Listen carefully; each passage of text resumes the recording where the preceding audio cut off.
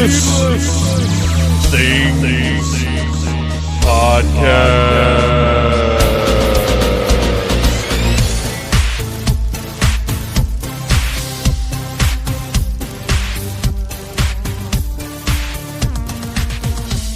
Hey, Phantomaniacs, welcome to the newest episode of the Needless Things Podcast, where we talk about toys, movies, music, and all manner of pop culture dorkery. I am your host, Dave, and oh, it's funny how these things happen. Just last week on the show, I mentioned that I tried to space out the Dragon Con recordings from panels or from celebrity deals or whatever, so that they weren't all at the same time and you guys got fresh content. And not that these panels are, not that there's anything wrong with them at all. I'm very proud to have been a part of them, and they are pretty much always awesome. But I like to, Dragon Con was months ago, and I like to try and keep some kind of, whether it's a movie discussion or a commentary or whatever the case may be, try and keep something fresh and current mixed in with posting of content that was recorded a little while ago. So last week I said I don't like to bunch these all up. This week I have overtime at work, which means I essentially have one day off this week, and six 12-hour shifts. So I don't have time to record fresh content for you guys. As a matter of fact, my February is so bonkers, and our pal Bo Brown stated that 2018 was the year of bonkers. 2019, we're carrying bonkers forward into the new year. So February is so bonkers, I'm not sure we're going to be able to do a commentary this month. We already know what movie we were going to do. We're still going to do that movie as soon as we possibly can, but I don't have time to get everybody together and do it, because there's stuff going on. There's a wedding. We're having to go see the Lego movie after I work a shift and before I go back in the next day, because there's no other time we can go see it, and I'm not going to put that one off because Phantom Jr. is so excited about it. There's an early screening of Alita that I'm having to go to on a day that I wouldn't normally have gone, because otherwise I'm not going to get to see that movie as soon as I want to see it. There's just one thing after another, and then I go on nights at the end of the month, and generally there's no good time to do anything then. And we've got to record our Toy Fair episode, which is already scheduled. That's already happening for sure, unless Toy Fair gets canceled or something, which seems very unlikely. So the Toy Fair episode is taken up one night. It's just one thing after another that's squeezed out basically any free time that I have to get together with people and record. So this week, as I said, these Dragon Con panels are all great, but they're from months ago. But this one is amazing. I cannot believe I got to take part in this conversation and share a stage with Sting and the Nature Boy Ric Flair. Now, I already posted Ric Flair's solo episode, because that one, out of all of the panels that I did at Dragon Con, that one was the most requested, so we went ahead and got that up. But now it is time for the panel with Ric Flair and Sting, which is a very different energy. The Sting is funny, which I didn't know what to do with that. Everything he said went over, got a big laugh. It's a great panel, and I'm so excited that you guys are finally getting to hear it now. So this works out fine. It's just, this originally this week was going to be a Transformers episode where we talked about Bumblebee and stuff, and we'll still do that at some point in the future. But I got no time to record, you guys. I only have time to do an intro and to present to you. It's not time yet.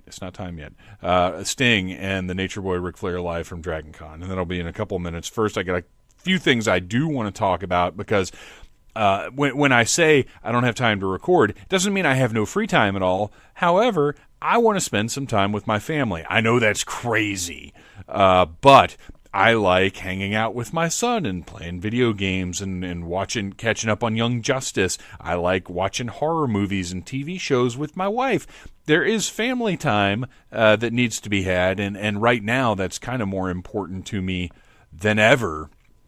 So that's a big consideration as well. And what I've been doing is some of that family time that I've been getting, as you know, if you've been following me online, Phantom Troublemaker on Instagram, Dave West on Facebook, is I went back and watched Hannibal. I talked about it last week, and I just want to say that I finished it, and it's awesome.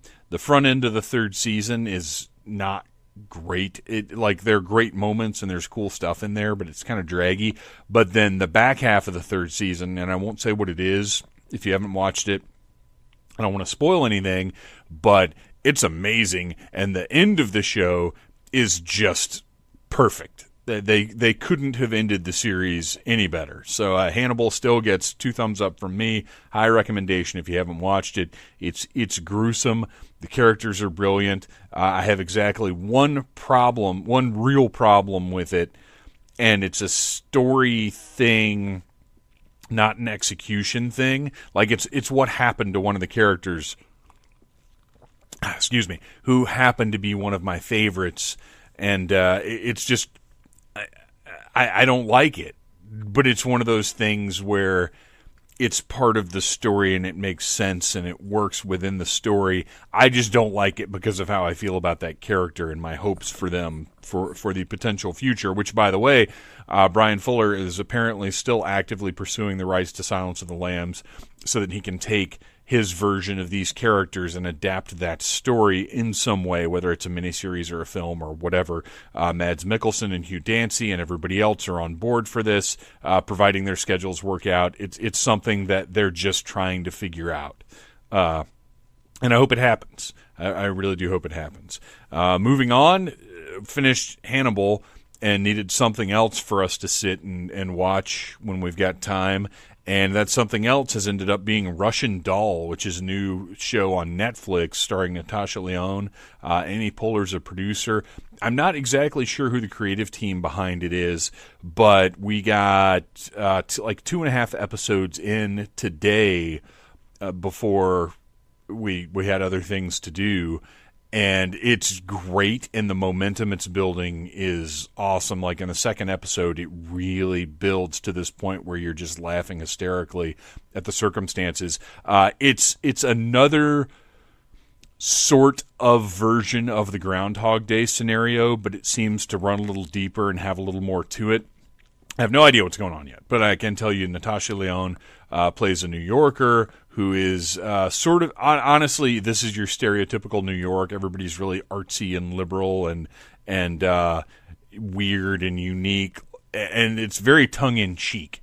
They're playing it as these like the creators know how ridiculous these characters are, but they're also not belittling them in any way. They're both celebrating and acknowledging the weirdness. I don't know quite how to explain it. It's something that I can very much enjoy, because if something's too mean, I can't appreciate it. But if something takes the artistic, earthy, you know what I mean, the Daniel Bryan type characters, if you will, if something takes them too seriously, I can't enjoy that either. Like, there's got to be middle ground for anything, and that goes for the other side too. If somebody's a little too serious about protecting the rich for some reason, or class stuff, like, that's not fun. But if somebody's too mean about it, that, you know, both sides, it goes both ways. I enjoy middle ground. As a matter of fact, you know what? I would even say this is almost sort of a liberal. It's lovingly poking fun at the stereotypical New York lifestyle. How about that? Which I can enjoy. But anyway, I got way too far off track on that one. Natasha Lyonne dies over and over again, And honestly, I don't even know if the story is that she has to figure out why, although that's what's going on, but I don't know if that's the point of the show. But it's done in a very different way from like Happy Death Day or Groundhog's Day or any of the other types of time loop things that have come out. It's its own take. And my concern going in was, well, I've seen this so many times before, but it's done. It's very much about her character, and the way that it works. You're getting very different experiences each time. But anyway, my point is the show's great and you should check it out.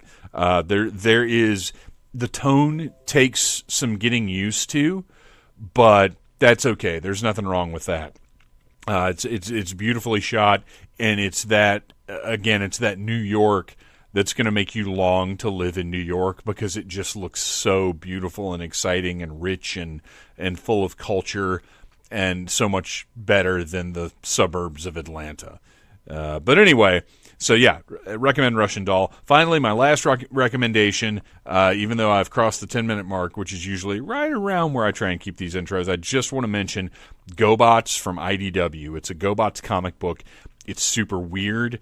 It's visually, the storytelling is very good, It's different from any comic book you're reading. Don't go into it expecting like an action-packed Transformers comic. It's almost like it's using the all-ages comic book format to tell a much richer and more complicated story.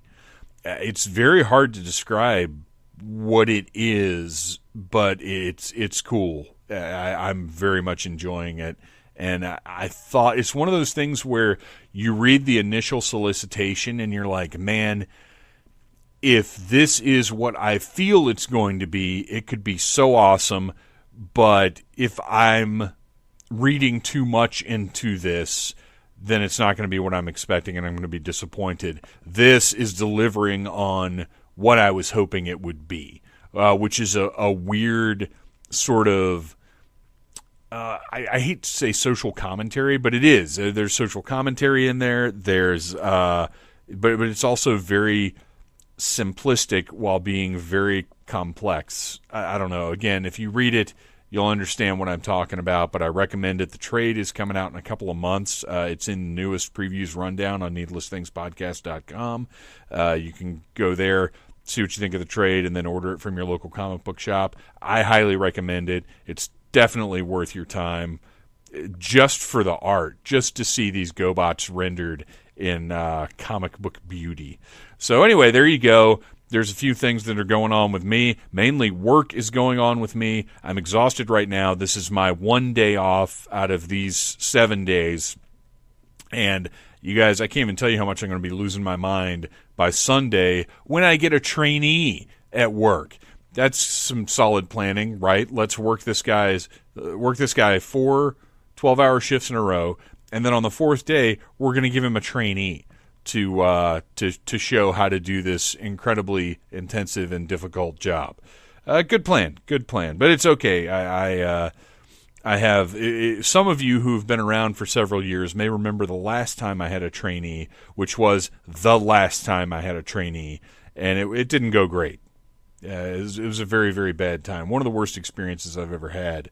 But I believe, ensured that I shouldn't have to endure anything like that again, because when you work somewhere for almost 14 years now, you do have a little bit of autonomy in how you do things, even if you work for a big, giant corporation. So hopefully I will not have to ever go through an experience like that last one again. But you guys are lucky, because right now you get to travel back in time to Dragon Con and experience the man called Sting and the Nature Boy Ric Flair. Enjoy.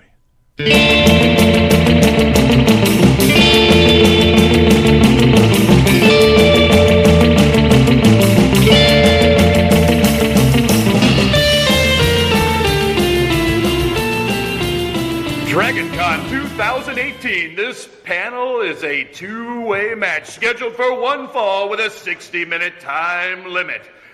Two WWE Hall of Famers are about to perform on this stage, sharing their stories, answering your questions. Can I get a big Dragon Con welcome?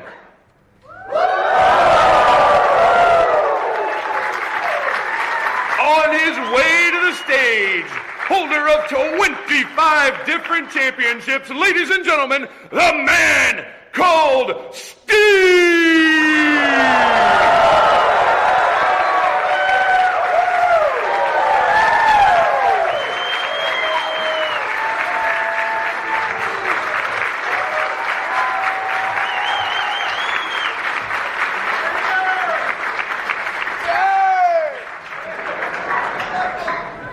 Please give a warm Atlanta welcome for the 16-time World Heavyweight Champion, the Nature Boy, Ric Flair!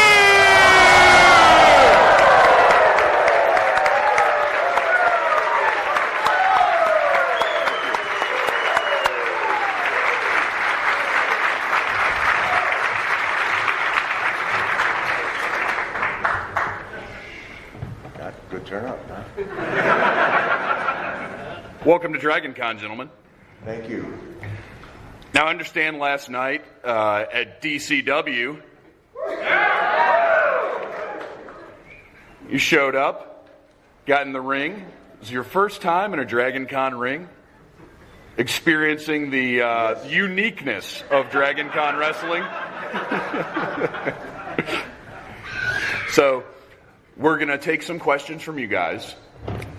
We have our microphone attendant right there walking down the middle. If you would like to line up, the gentleman's going to come all the way up to the front here.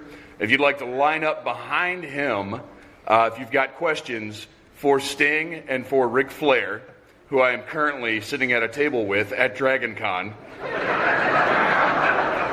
go ahead and line up. But before we get to that, I just wanted to, I've got a couple of questions for you guys to get things rolling. You got to warm up before a match. That's sure. Important. So we got to warm up before a Q&A. You gentlemen have both been on top of the industry at various times. You work hard, you perform, and you become a master of your craft. But at what point do you know, I'm the best right now? I'm the main event, I'm drawing money. Like, when do you get that realization? Because, you don't always know about yourself just how great you are. You want to start? Yeah, I can start. For me, as you're talking and asking the question, I'm going all the way back to the very beginning when, I was trying to work my way up the ranks, and how did I figure out that I was suddenly, known or somebody in the wrestling business? When I was face to face with this guy right here.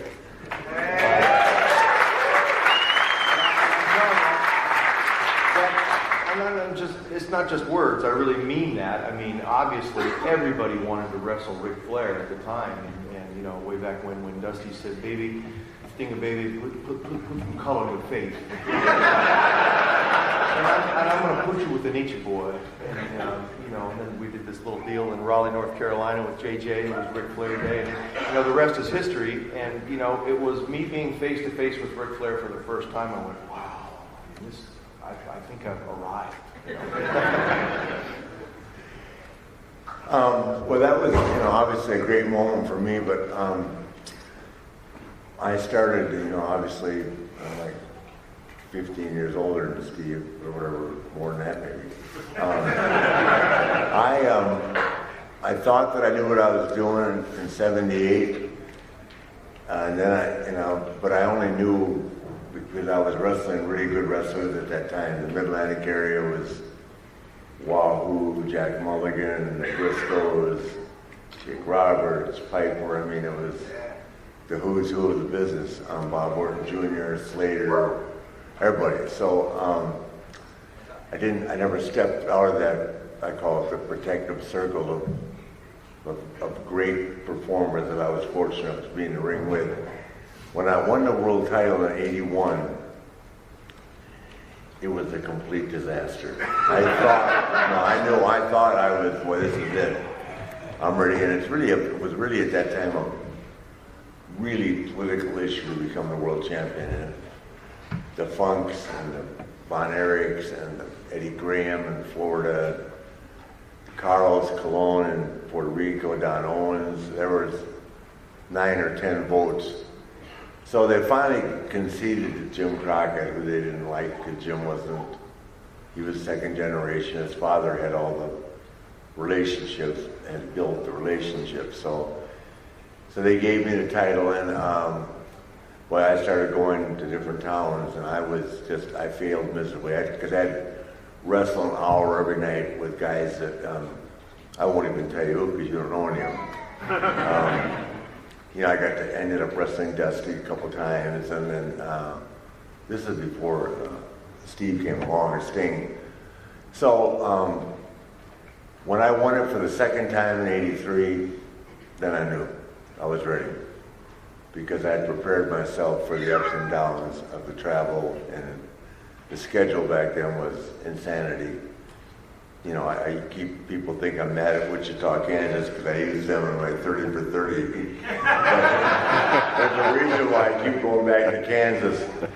When you're wrestling at a state fair on Saturday, changing clothes in a trailer and using a shower outside at a state fair with pigs and cows and mud for an hour, you're the world champion in front of 100 people.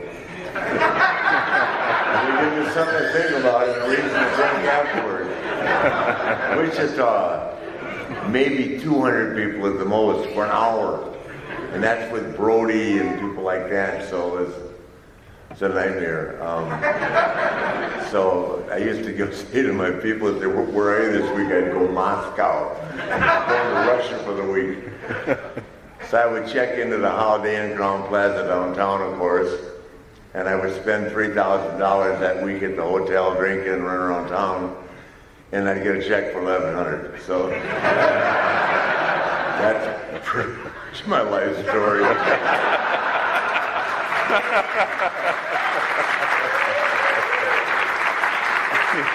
Trying to turn that around now, but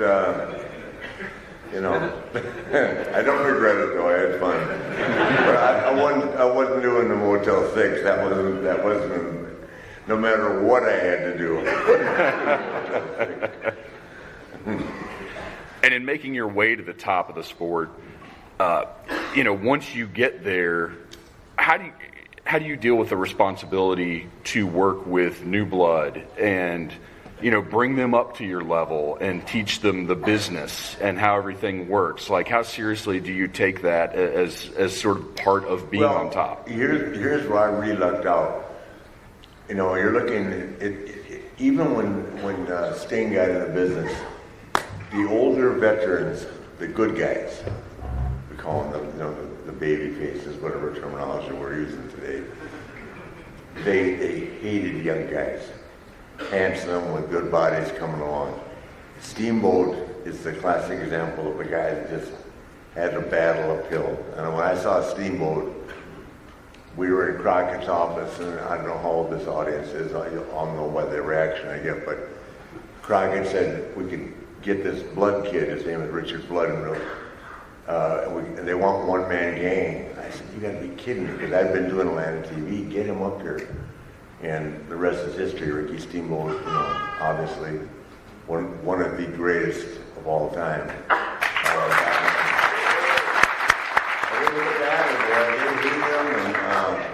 And we went, and I just said to George Scott, I said, this guy and he was fun, he was exciting, the girls loved him, and he was, fun to work with, and he became a phenomenal performer, as everybody knows. So now, go 10 years later, roughly 10 years later, along comes this young man, right, who I had seen in Oklahoma, correct if I'm wrong, with Watts, tagged up with the Ultimate Warrior at that time. And so Ultimate Warrior went his direction. Sting came to us, and I just said to Dusty, this guy he's going to be gold, you know. But that didn't mean that I'm not the one that put it together. Dusty did, obviously, but here he is, you know. And they put us in a tough situation because we went up against WrestleMania, but that was our way of trying to battle our way back in. And Clash of Champions, the first one ever in Greensboro. You know, we went like 40 minutes.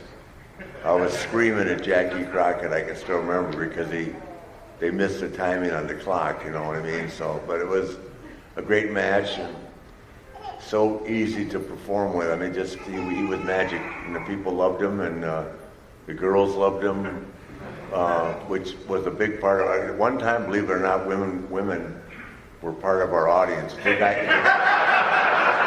a guy's soap opera now, but I mean, at one time, women were part of the audience, and thank God. After a long day of work. But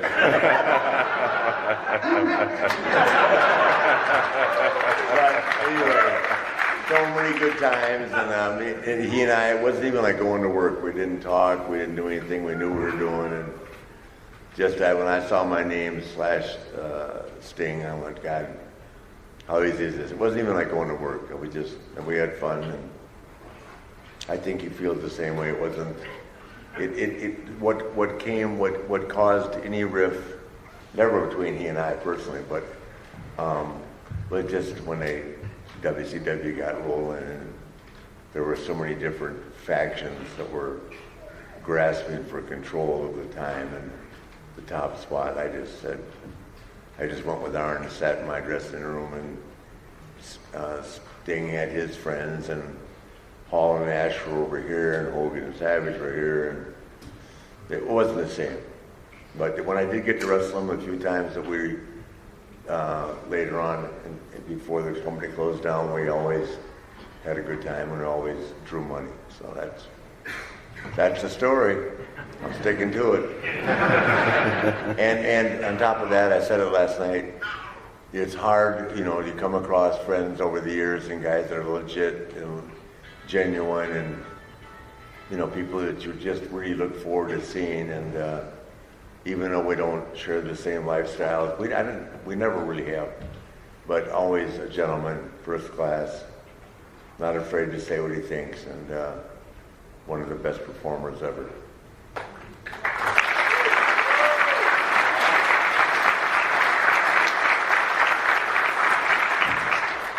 Gracious words. Yeah, thank you. Oh, true. Well, thank you. Yeah, I mean, the thing is, though, way back when, Rick had a choice.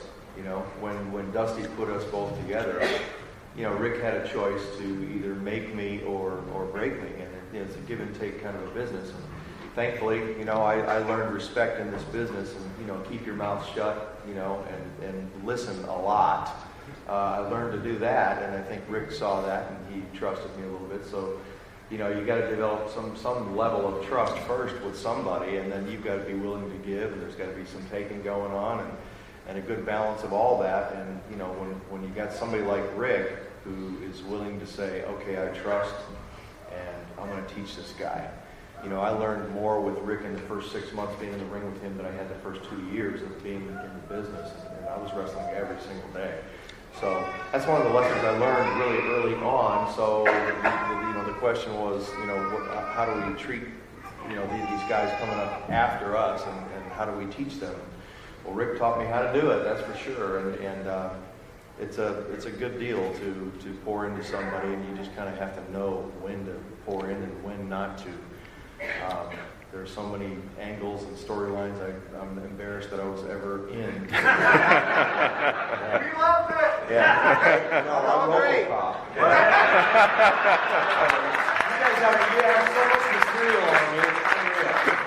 Hey, it's funny because the thing that, first of all, I don't think he'd ever done that before. I'm positive he had until we talked, but to tell somebody you're going to go out and wrestle for an hour on live TV, go walk on a just go walk on a treadmill at level 3 for an hour. You guys get here, and whoever did it, show up tomorrow morning. And I guarantee it. No, I'm serious. That's a long time in the ring. And yeah, you can throw a guy out on the floor and catch your breath, but to keep the people watching, which you have to do when you're on television, that flipper switch or whatever we call it, the remote, change it for everybody, where people don't figure out their chair to change the channel. So, and we were on TV, so I think we got the highest rating that they've ever had, even to this day, on a wrestling event. TBS 7.5 or something like that. Yeah. 45-minute commercial free. Yeah.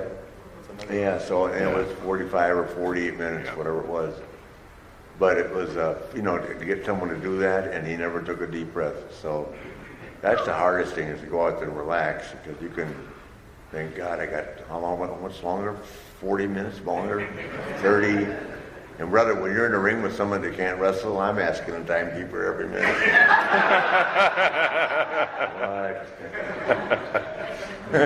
I got a great story for you. I'm wrestling a guy named Bob Brown. I don't even think Sting knows what that is, but he was a big star in Kansas City. Bulldog? Yeah.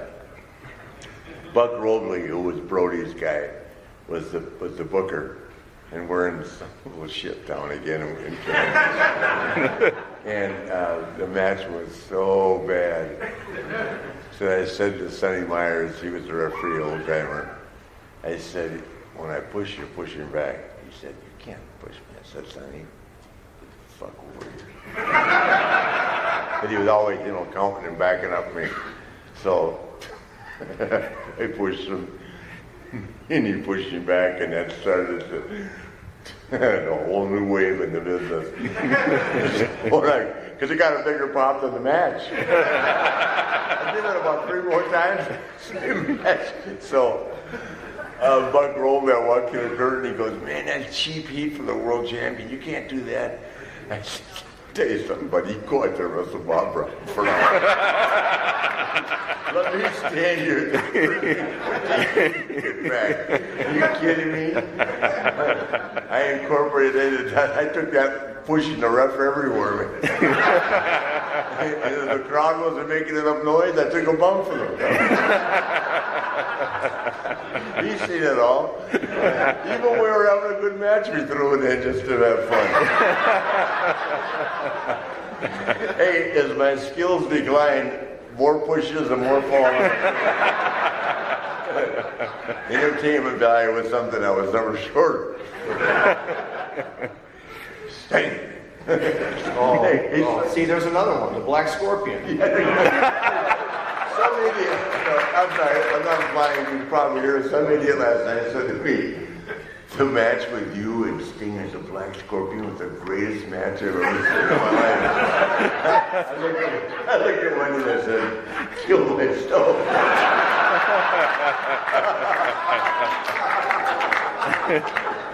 You don't know how drunk I got that night. They bring you out with a full suit and a mask, and you're doing the Ric Flair strut. What do you think that is? I'm under the ring for 3 hours. Well, gentlemen, I got drunk at the Marriott that night, man. Are we ready for go ahead. some questions from these fans? So, thank you for being here. It's an honor to meet you guys. I wanted to ask, for me, a little bit younger, for me, the best wrestling I've ever seen is when Nitro and Raw were in direct competition with each other, and everybody had to bring their A game every single week. And I kind of feel like there's been a little bit lost on that now, just because the competition isn't there as much. I was wondering if you guys had any thoughts on that, and ways that WWE might be able to bring a little more fire back in terms of the competition stuff.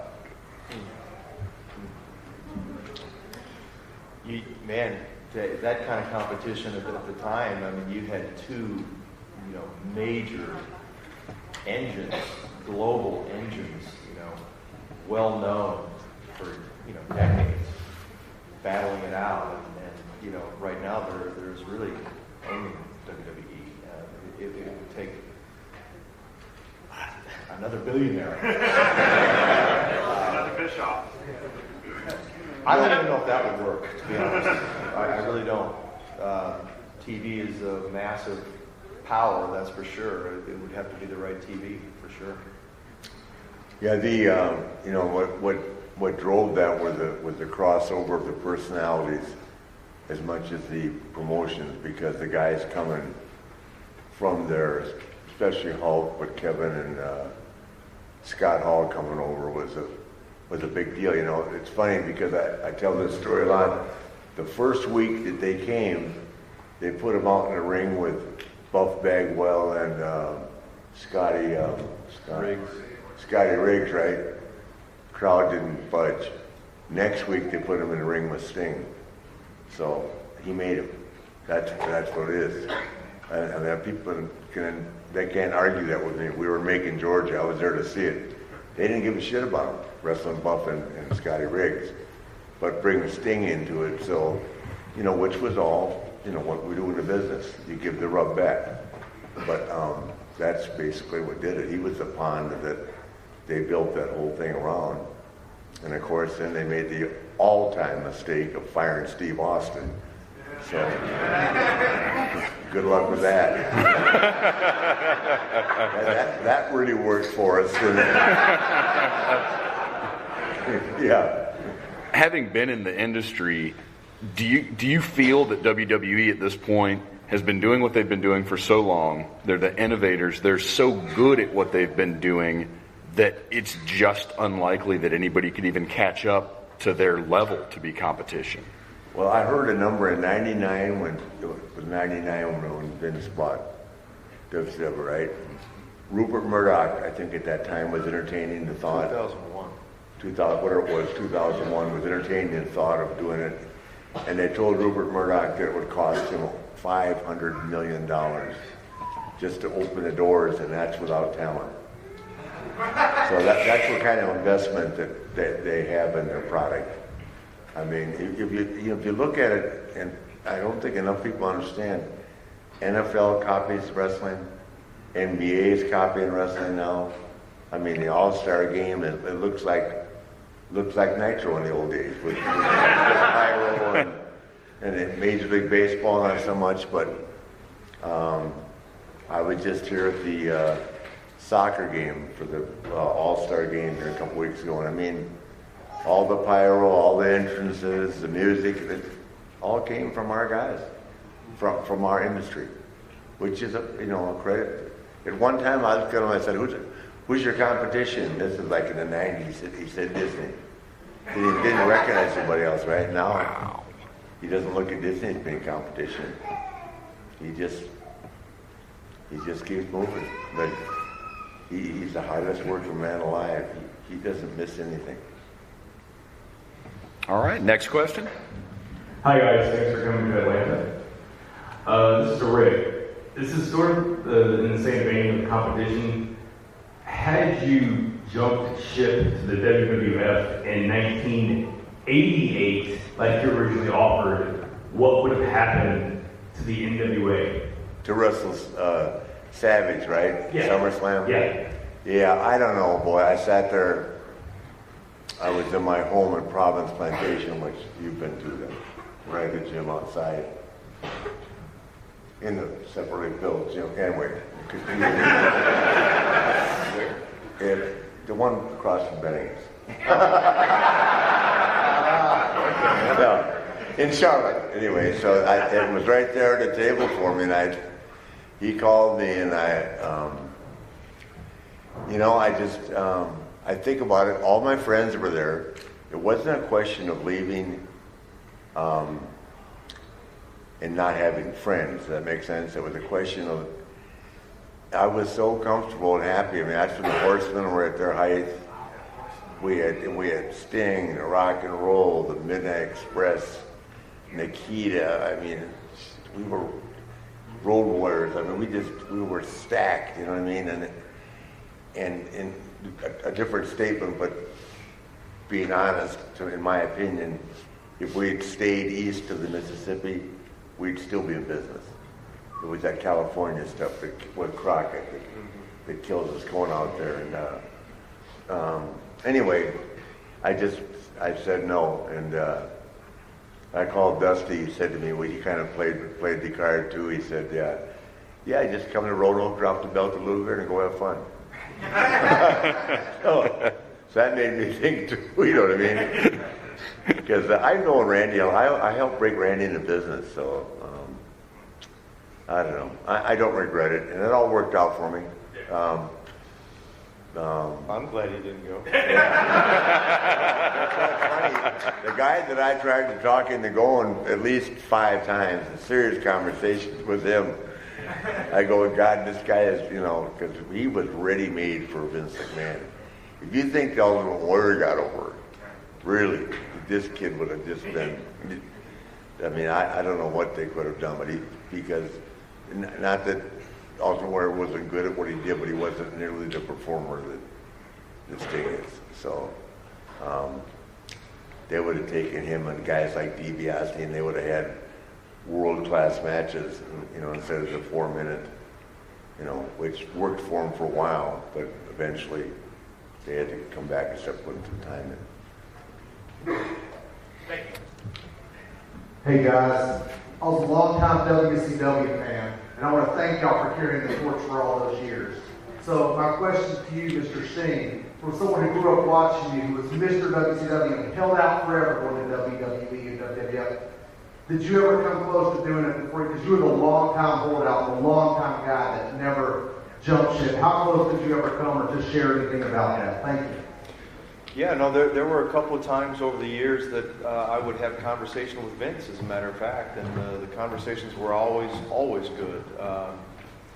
And it looked like there would be a good chance that I would go, and then I'd go back to WCW, and we, work out contract details, and WCW always ended up giving me what I asked for.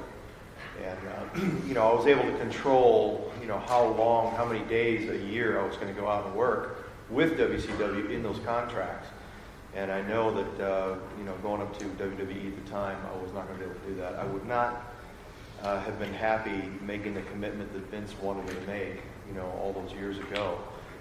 And then later on, right when WCW closed, or a few years after, we spoke again. And this was, TNA. And I always tell the story, once again, TNA, they just kind of gave me what I wanted, and I great conversations with Vince. Then the attorneys get involved, and things kind of go awry.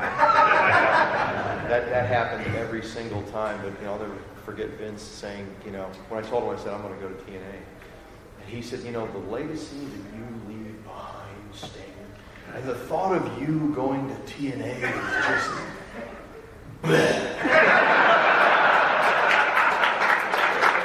Exact words, exactly the way he said it. So you fast forward even farther now, I ended up doing WrestleMania, as you guys know. I put out some feelers there, have you turned the page on me yet? After the situation, and the rest is history. So I'm glad they allowed me the opportunity to do a WrestleMania. You're one of the greatest.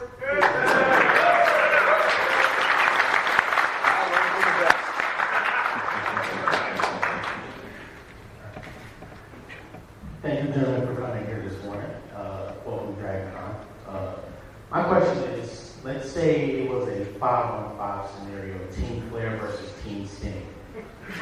Everyone in the prime of their careers, with yourselves included. What other Ford wrestlers do you have on your team? Yeah. RoboCop, dudes with attitude. The Black Scorpion. Shockmaster.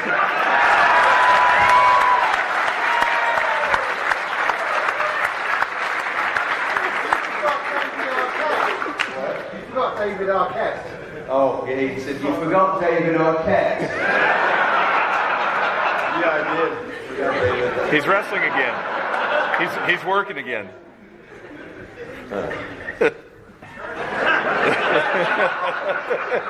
All right. Mr. Flair, who are you going to assemble to take on? Oh, I was going to be serious because there was something. I didn't know we were making a joke. I don't know. Okay, I got another story for you. It's a David Arquette story. He's with us now with WCW, and we're traveling. He doesn't know me, and he just sees this stoic Sting character who doesn't really speak much at all. And we're sitting on this commercial airline flying first class. He's sitting in front of me, and it's about a 4-hour flight. Don't remember where we were flying, but a lot of the guys were up there in first class.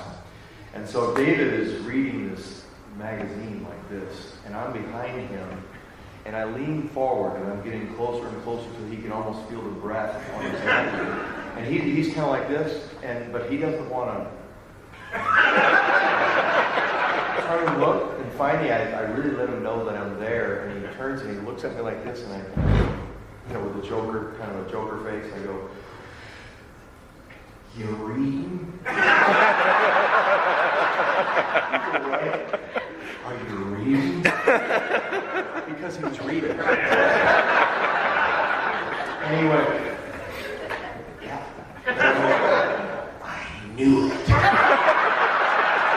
And I sat back like this. And it was so quiet on the flight. Finally, I broke the ice with him at the meal at the building or whatever, but he finally, let down his guard. And now, to this day, if ever I see him, walk through the airport passing, he says, "He'll go, you walking?" I knew it. All right, that's my story. I missed him at that show. Did you see him at the one in Detroit? Yes. I didn't see him. So, I saw him. Yeah, my David Arquette story was when I won the title. I knew wrestling was over. So I told him, I said, if you want to get over the guys, I said, you need to put the belt on and come down to the bar and buy everybody drinks all night. So he did. He had a $3,000 bar tab. But I just patted him on the back. I said, no, yeah, you're the champion. I did the same thing to John Cena when he won it the first time. Of course, they blame all of John Cena's drinking on me, right? Yeah.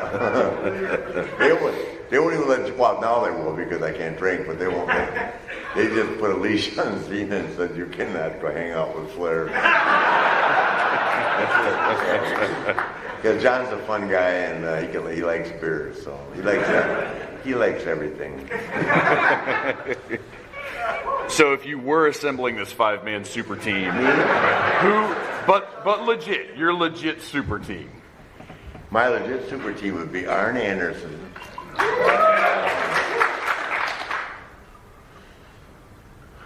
You mean, you're talking about just who I would think would be a great team that would draw money and everything. Absolutely. Not just the best wrestlers, right? Absolutely, money. I'd be Arn, Austin, Taker. Him. Steve.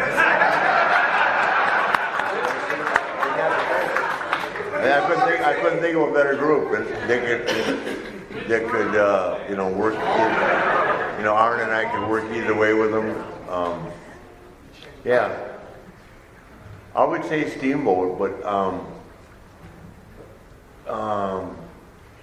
he really deferred from me when it came to drinking. But as close as he and I are, I couldn't get him out at all. He was training for the Mr. North Carolina contest against Jimmy Snuka, which I don't know if Steve even knows the story.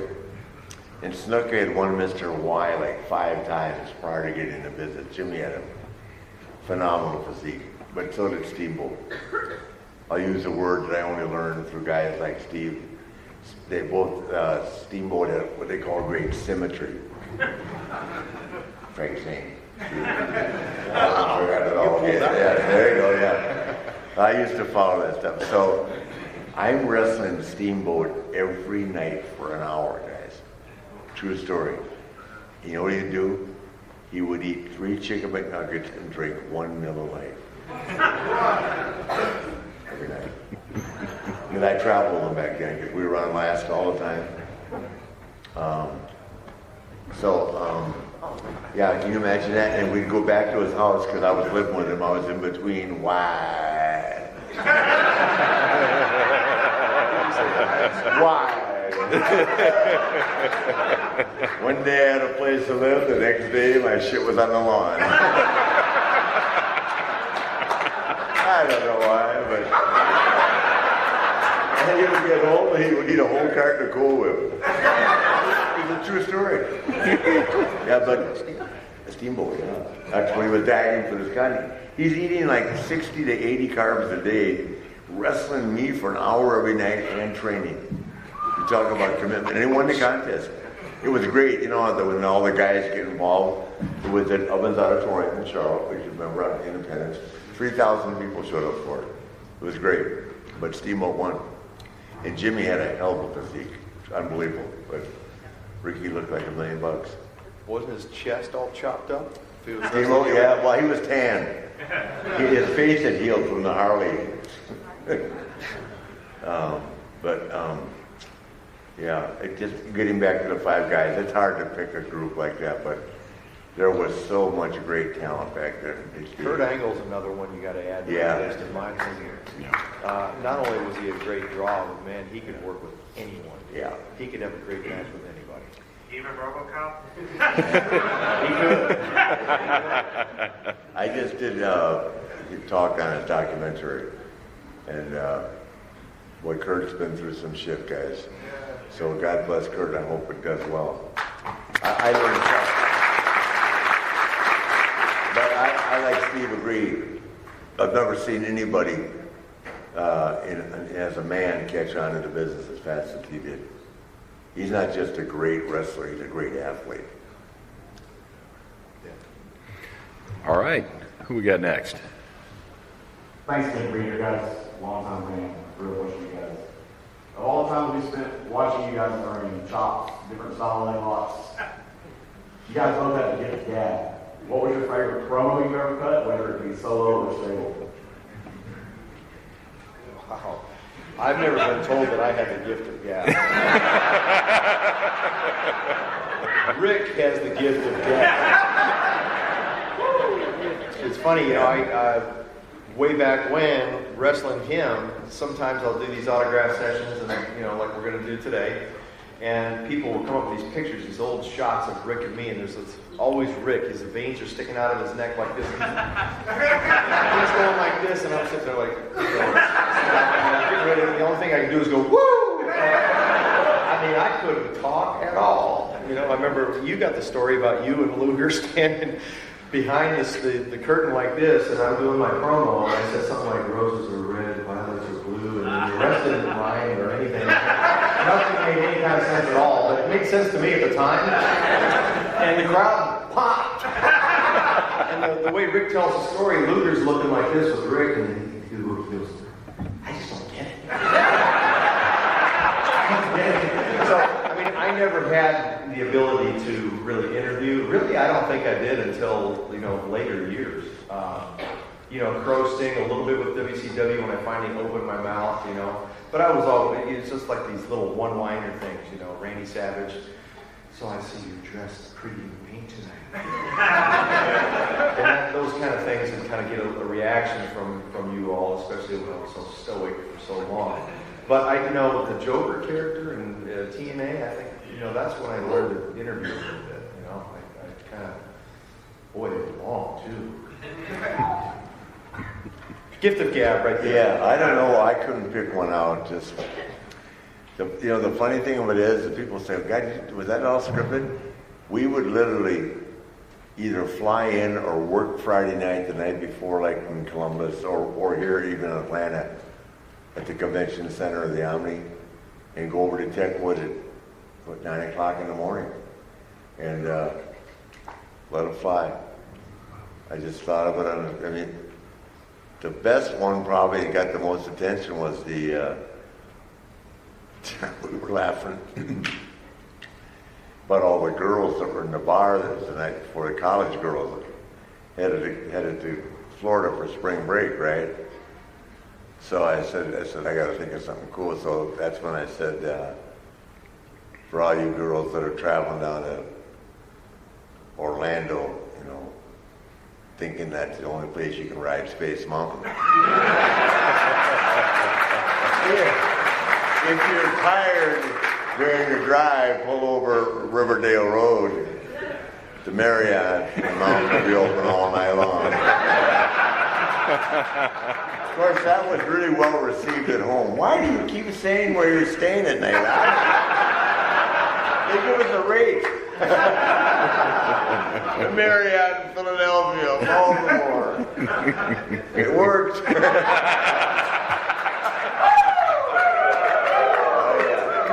18 to 28, no boyfriends, no husbands.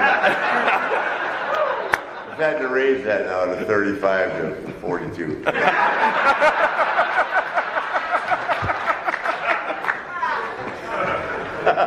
Yes, sir.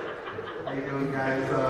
Great to meet you. I'm a little bit of a younger fan. I didn't go through the WCW or the Nitro era, but I do go back and watch a lot of stuff. So, could you guys talk a little bit more about the Shockmaster incident that you had?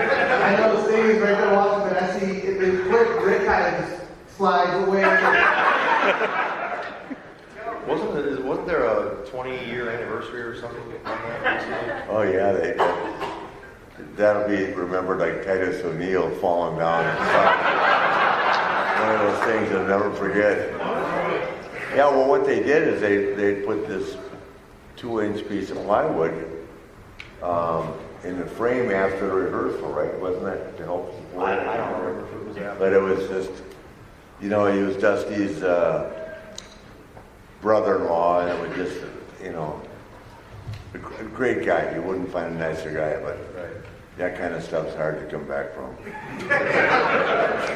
Me, you can check me in a mental institution, and I'm gonna make it work. They put me in rehab. They tried everything with me. My first day in rehab, going off the chart here, but everybody knows I spent a little time there. My wife, who I'm getting married to in 2 weeks, actually called. So the chick looks at me and goes, "What are you adjusting to everything?" I said, "Yeah, fine." She said, "Well, what's wrong?" I said, "Nothing." She said, "Well, yeah, there's something wrong." I said, "No, there's not." Oh yeah, I had their ass. Hey, I knew, drifting again, but I knew that I was completely sane with the guy next to me, who was a colonel with a silver star and a bronze, whatever very highly decorated was. And I said to him, "If you could be anywhere again, where would you want to be right now at this very moment?" He said, "I wish my Humvee would pull us out here with all my unit, man. I was back in Afghanistan." I looked at him and said, "You need to be here for 6 months, motherfucker." I'm telling you, I've got a lot of time for the vets. So I'm being serious at that statement, man. They go through a lot when you get that fried that you can't find anything in life, to put your feet on when you come back after a couple of years over there, boy.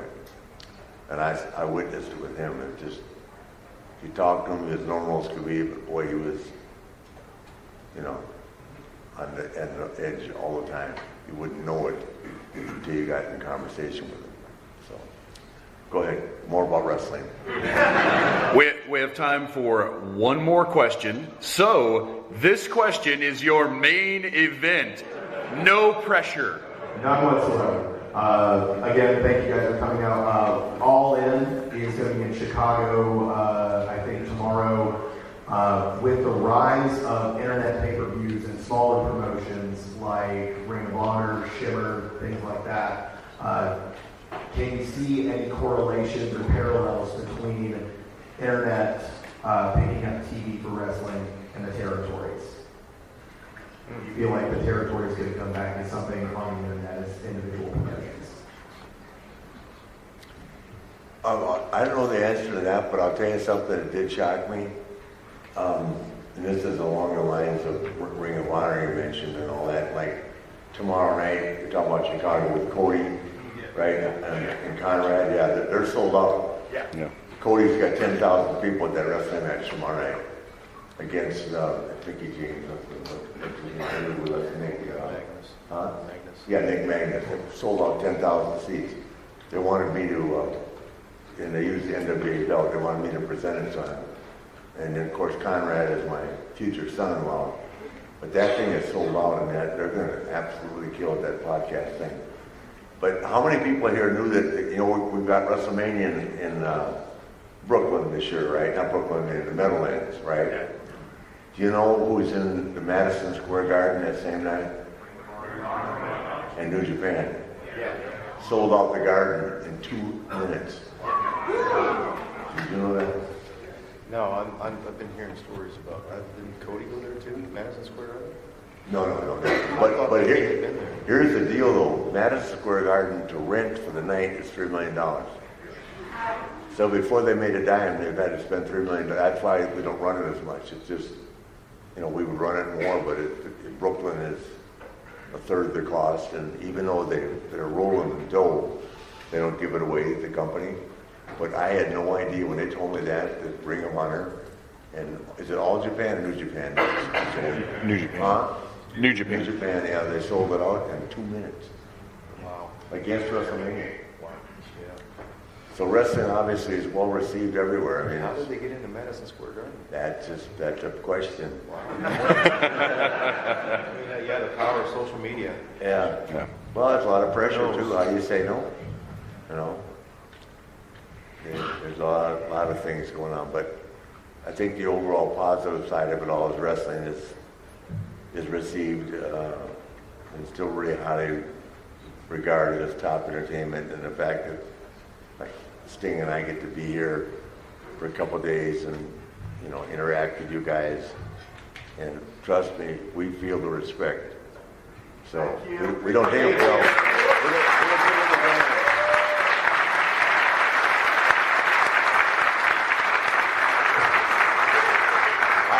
I have a private seminar, as you know, tomorrow for guys that are thinking about getting married. So it starts at 4. Marriage counselor number 1. Will you gentlemen be available this weekend in the Walk of Fame? The Walk of Fame. Signing autographs in the Marriott? Yes. Oh, are you kidding? Among other things in the Marriott? I thought my prices were up here. Oh, yeah. Ric Flair and Sting, thank you so much for coming to DragonCon, for spending your time with us.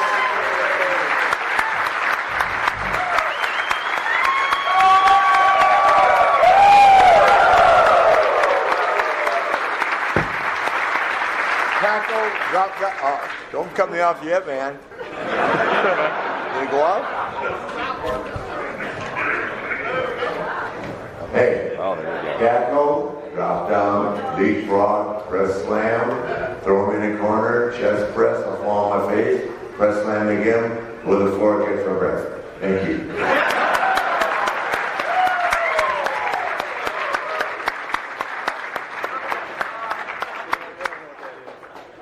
Thank you so much for coming out, everyone, and remember to go into the DragonCon app, rate this panel 5 stars, and next year we can have guests, well, almost as fantastic as those two men. Oh, you guys, it was such a huge deal to be able to do that. What an honor to have shared any kind of time in front of an audience with those two guys. And, I'm not trying to act like I was up there providing any kind of entertainment value on the level of what Sting and Ric Flair did, but just to have had the opportunity to be up on that stage with those guys was amazing. And of course, I've got to thank our pals Joe Crow and Gary Mitchell. They are key in so many of the things that I do at DragonCon. And going back even further, I've got to thank our pals at the ESO Network, Mike Faber, for being the one to help guide my foot into the door, I suppose you'd say, way back in 2012 when I started doing Dragon Con panels. Mike was the guy who showed me how to get on and how to start bothering people to let me do things way back then. So thanks to all those guys for the opportunities that have culminated in this kind of stuff. And this year, I'm excited to see what's going to happen. It's the planning. It's February. The planning has started. Things are moving along. I already know what our Needless Things panels are going to be. I am hopefully going to be talking to our pal Derek on the horror track soon to figure out a couple of things over there.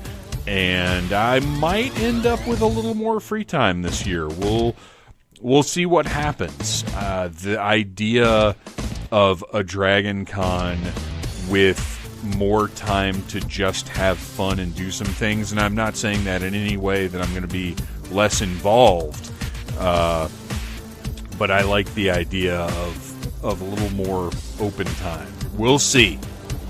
I love you guys. Thank you for listening to the Needless Things podcast. You're the best. You can find the show on iTunes, Stitcher, Downcast, or in the ears of a Trader Vic's employee. Love you, mean it.